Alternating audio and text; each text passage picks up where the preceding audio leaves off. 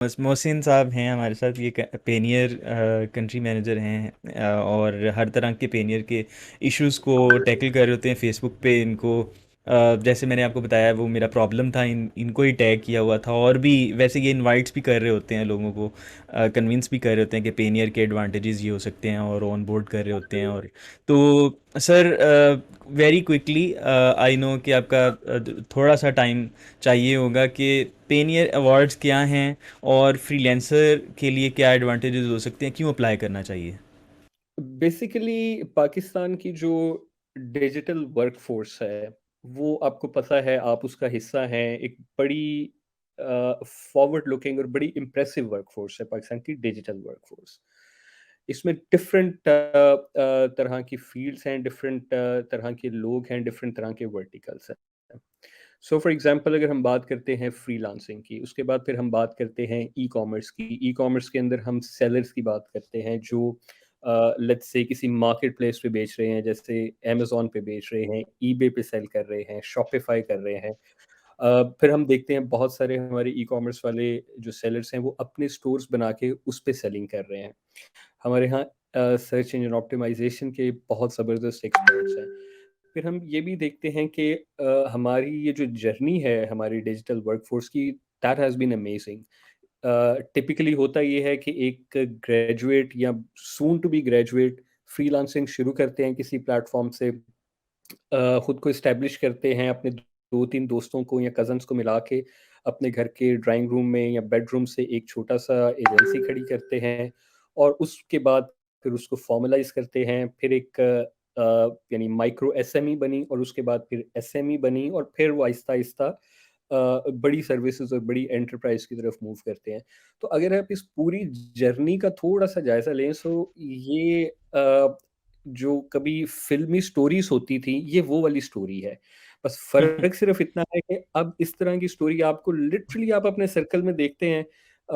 हमारा तो क्योंकि काम इस तरह के, जैसे आप फ़रमा रहे हैं कि पेनियर के लिए we meet different freelancers and the people who are running agencies, जो कभी फ्रीलांसर थे।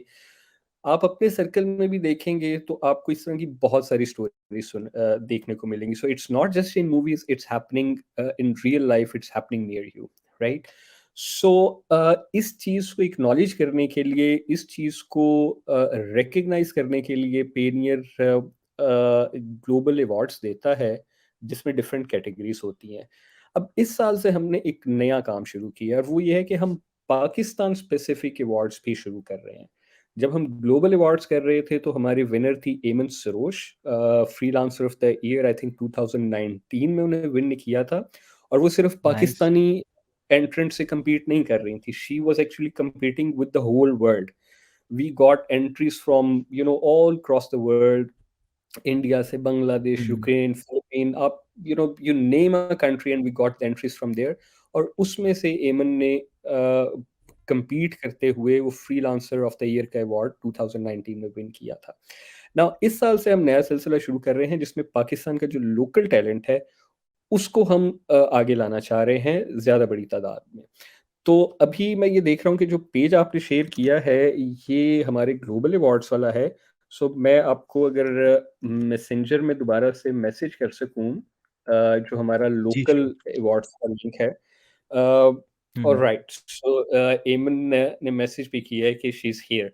सो very great to have you Aiman. In in fact हमारा ये जो पेज अभी शेयर करेंगे शजील, उसके ऊपर Aiman was kind enough to record her message, कि उनका जर्नी किस तरह से रहा आफ्टर विनिंग द अवार्ड। या so these are forum awards. पहले हम क्रिस्प जो इसकी डिटेल्स हैं उनको मेंशन कर लेते हैं कि it's happening on 30th of November this year, so 14 days left.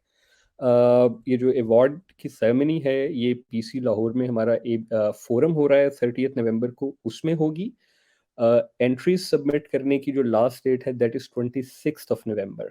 सो अभी 10 दिन है आपके पास, जिसमें आप अपनी एंट्रीज जो हैं वो सबमिट कर सकते हैं। लास्ट 4 दिन हमारी एनालिसिस टीम जो है, ऑफ कोर्स, वो गो थ्रू करके तो विनर को चूज करेगी।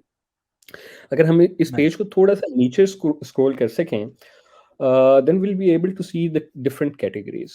सो जैसे मैं पहले कह रहा था कि पाकिस्तान की जो डिजिटल वर्कफोर्स है वो बहुत डाइवर्स है।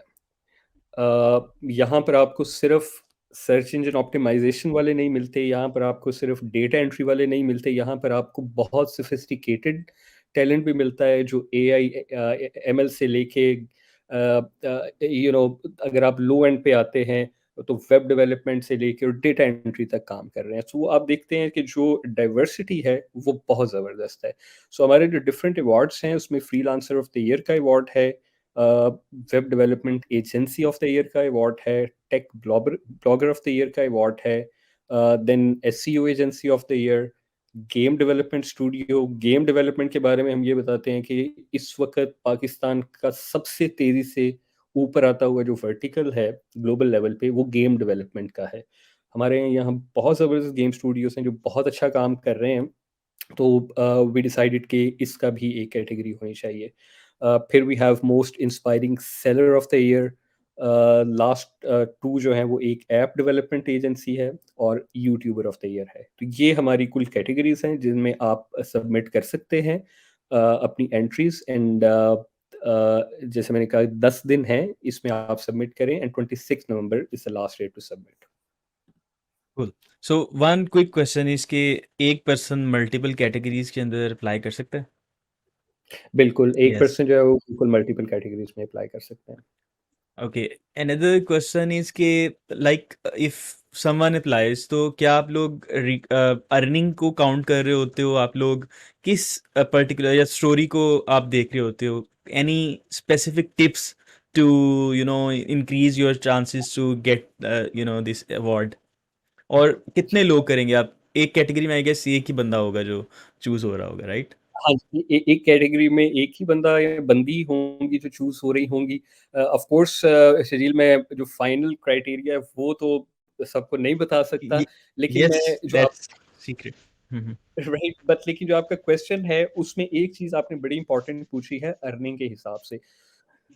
देखेंगे जितने भी अवार्ड्स हम देते आए हैं पिछले कई सालों से और इस साल हम इस चीज़ को एक्सपैंड कर रहे हैं, इसमें earning is not the only criteria. Different parameters होते हैं किसी भी विनर को चूज करने के लिए। Earning may be one of them but earning definitely is not one of them.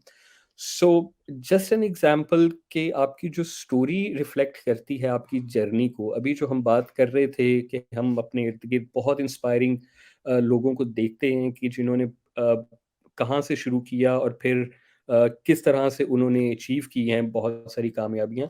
सो वो जो आपकी स्टोरी है और जो आपकी स्ट्रगल है और फिर आप जहाँ पे पहुँचे हैं, वो एक टोटल कंप्लीट पैकेज जो है वो बेसिकली डिफाइन करता है कि हु यू आर। सेकेंडली एक और चीज़ जिसमें आप ये देख सकते हैं कि आप हमारी स्क्रीन के सामने कि काफ़ी सारी इसमें आप एजेंसीज देख रहे हैं। अब हिस्टोरिकली हम सिर्फ फ्रीलांसर ऑफ द ईयर का अवार्ड देते आए हैं ग्लोबल लेवल पे और फिर हमने एंटरप्रेन्योर ऑफ द ईयर का अवार्ड शुरू किया था लास्ट लास्ट ईयर। तो हम्म। इस साल हमने पाकिस्तान स्पेसिफिक पर इतनी ज़्यादा कैटेगरीज क्यों बनाई हैं एजेंसीज की और कंपनीज की, उसकी एक वजह जो है वो कोविड है।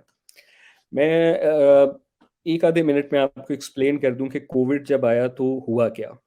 जैसे ही कोविड ने हिट किया दुनिया को और ऑफ कोर्स पाकिस्तान को भी चीज़ें बंद होनी शुरू हो गई तो हमने सर्वेस करने शुरू किए।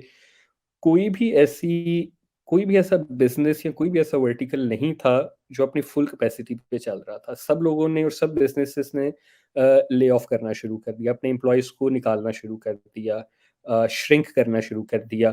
इवन अगर उनके बिज़नेस पे हिट नहीं भी आए तो जस्ट उन्हें प्रीएम्प्ट किया कि आज नहीं है 6 महीने बाद होगी, so we need to be careful, और उन्होंने अपने एम्प्लॉइज़ को ले ऑफ किया। हम्म। टेक्नोलॉजी सेक्टर सिर्फ एक ऐसा सेक्टर था और मैं अभी पाकिस्तान स्पेसिफिक सिर्फ बात कर रहा हूँ, not the global level. Pakistan में जो टेक्नोलॉजी सेक्टर था उसमें जो हमने सर्वे किया था उसके मुताबिक 68% लोगों ने अपने एम्प्लॉयज़ को ना सिर्फ रिटेन किया बल्कि अपनी टीम का साइज इंक्रीज किया।